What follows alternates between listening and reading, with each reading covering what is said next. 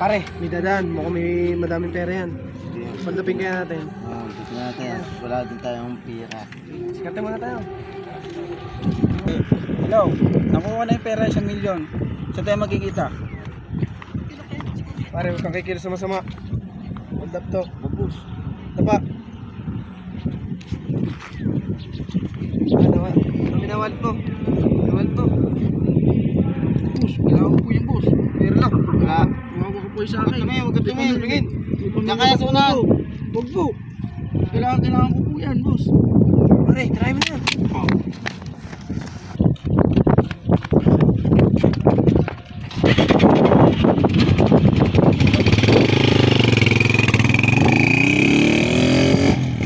Sir, sir, okay ka lang, sir. Sir, sir. Kita ko mga namba rin. Mga patay na to.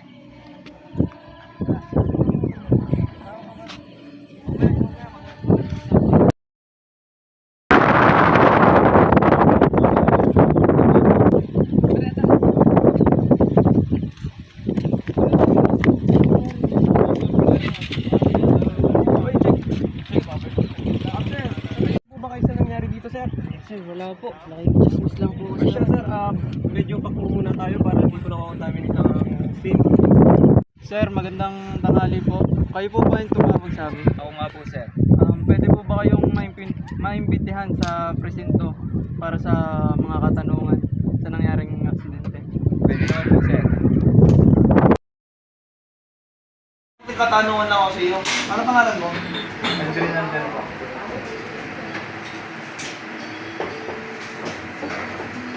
Ilan taong ka na? 23 po.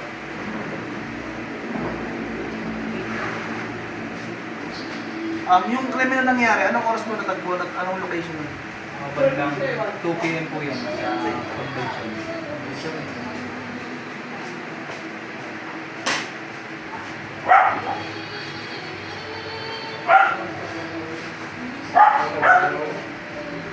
Na-identify mo ba kung yung perpetrator kayo ng offender o hindi naman lang ng mga body video rin? Ano po, yung isa po medyo payat na nakasalamin, tapos yung isa ay medyo tabay po.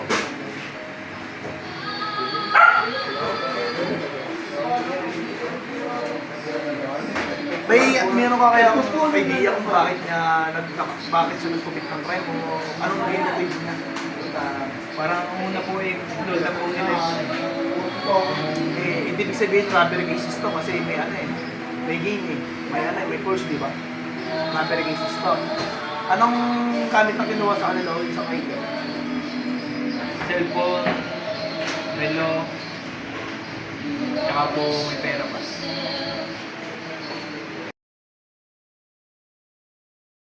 Natin yan. Ako magbebenta ng cellphone, Ano natin pati relo. Yeah, yun na yung pera.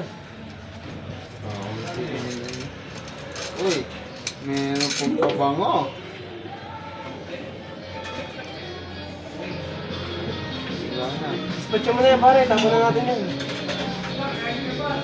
Tapon mo na yung bag. Wala pare. May panginom na tayo. Meron pa tayo pang benta. Ayos na pare. Tapo ko na yan.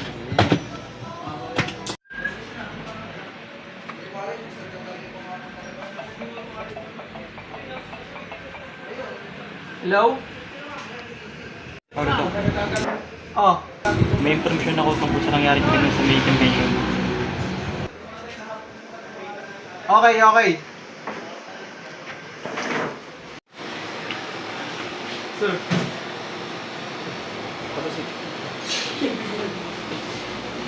Sir, balita sa Intel ko. Tukoy na yung dalawang suspect sa nangyaring krimen na robbery homicide sa convention.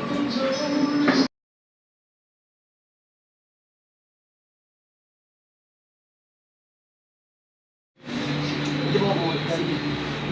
Then tsaka po ay si Police Captain Arimado Kaya from Chaong Municipal Station. Re-request lang po anong warrant of arrest at search warrant. Ito po yung mga file po na kailangan po sa pagpapile po ng warrant of arrest.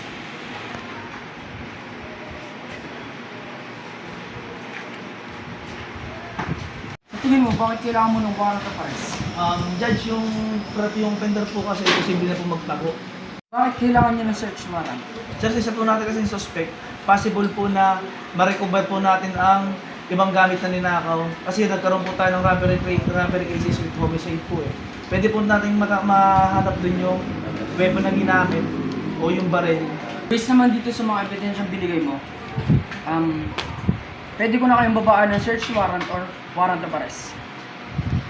Salamat po, Judge. Sige.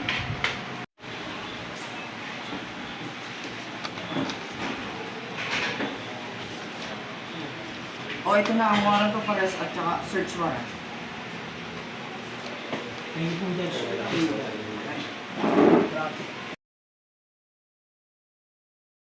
Kap, magandang umaga. Magandang umaga naman sir, anong atin? Kap, mag-aanda kami ng search warrant. Ito po yung search warrant. Para po kay RB Kitain. Sige sir, kilala ko to. Sumunod kayo sa akin. Yes, sir. Yung bahay na napikitain. Diyan po kaya siya. Pare po lang sir. Ano pangalan mo kuya? Ganyan po. Pangatang araw kami magaling sa Chaong Police Station. Ito po yung search warrant. Ito po yung katibayan na may authority po kami para po i-search yung bahay ni Mr. RB Kitain. Sige po sir.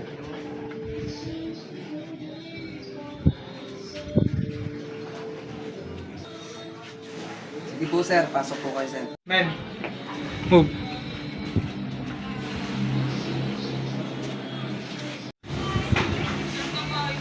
Sir, pero kami lang sini. anong klase object yan? Physical evidence, galit. Based on specified ng search warrant namin na nakita namin sa bahay nyo na nakalagay dito ay caliber 45 9mm. Na-trace po namin to, pati po yung bag po ng victim, pati po yung pera na nawala. Nakalagay po dito sa search warrant. Wala po ba kayo nalalaman dito? O sa nangyari pong krimen o ang kapatid nyo po ay nasaan? Hindi ko po alam sir eh.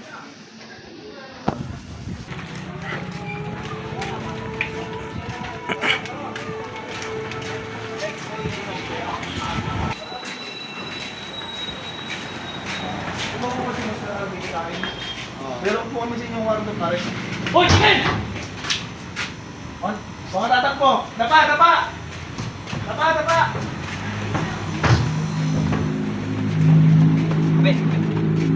Kamay sa likod!